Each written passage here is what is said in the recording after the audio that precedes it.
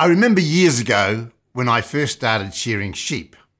I was shearing in Australia at the time when my mother wrote over to me and said, "Ron, we are buying a retirement home, Dad and I, and we're £600 short on the deposit.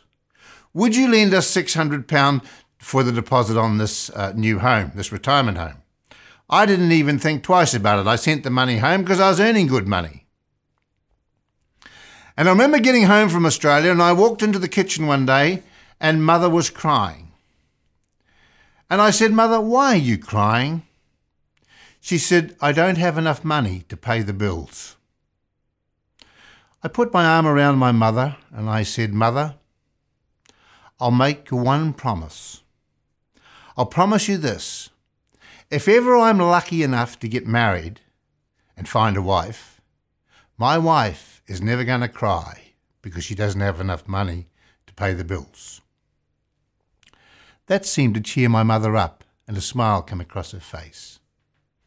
Now don't get me wrong, my father was a good man, a real hard worker and a very generous man.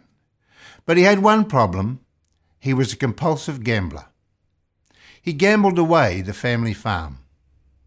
He drank a lot of beer, smoked a lot of cigarettes, and never had any real ambition in life.